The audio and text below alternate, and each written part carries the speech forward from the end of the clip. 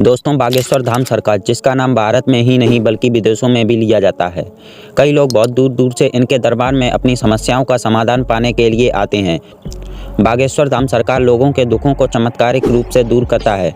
वैसे तो भारत में बहुत से साधु संत आए हैं, लेकिन जो प्रसिद्धि आज बागेश्वर धाम सरकार को मिली है वो आज तक किसी और को नहीं मिली।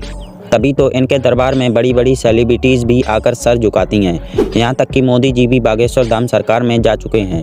बागेश्वर धाम सरकार लोगों के दुखों का इलाज उनके दुखों के बिना बताए ही पर्चे पर पहले ही लिख देता है। धीरेन्द्र कृष्ण को हनुमान जी का ही अवतार माना जाता है और लोगों के मन में इनके प्रति श्रद्धा बढ़ती जा रही है। लेकिन दोस्तों, आखिर उन्हें ये शक्तियाँ प्राप्त कैसे हुई और क्या है इनके अतीत की पूरी कहानी, जानने के लिए वीडियो के एंड तक बने रहिए। मध्य प्रदेश के छतरपुर जिले में गढ़ा नामक गांव के पास बागेश्वर धाम स्थित है।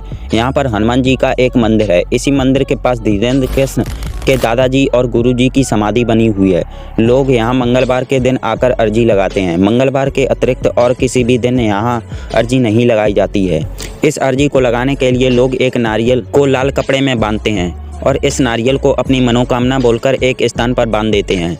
यहाँ लाखों की संख्या में नारियल बंधे हुए हैं। नारियल को बांधने के बाद 21 बार मंदिर की परिक्रमा लगाते हैं। माना जाता है कि यहाँ लगी हुई अर्जी कभी विफल नहीं होती। यहाँ अर्जी लगाने के लिए बहुत सारे लोग आते हैं। बागेश्वर धाम में ही भव्य दरबार लगाया जाता है, जहाँ धीरेन्द्र कृष्ण प्रवचन देते हैं और लोगों की समस्याओं का समाधान करते हैं।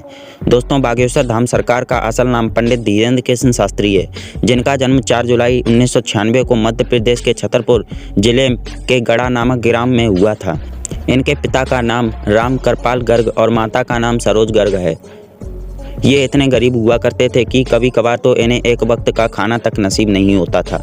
इन्होंने अपने जीवन में सबसे पहले अपने दादाजी से सीखना शुरू किया था, जिनका नाम भगवान दास गर्ग था। इन्होंने ही धीरेन्द्र को रामायण और भगवत गीता पढ़ाना सिखाया।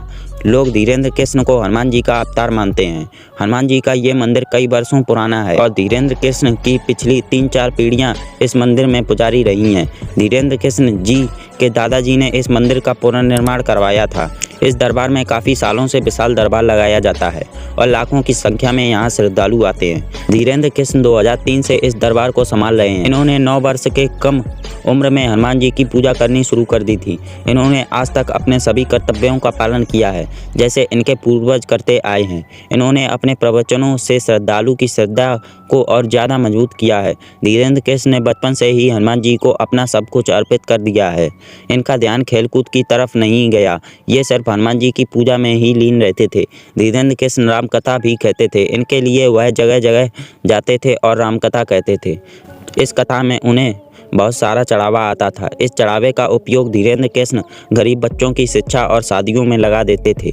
इस दरबार में ये हनुमान जी के बारे में बताते थे और हनुमान जी की शक्ति और भक्ति करने के लिए श्रद्धालुओं को प्रेरित करते थे। हनुमान के साथ साथ इनकी गहरी आस्था जुड़ी हुई थी।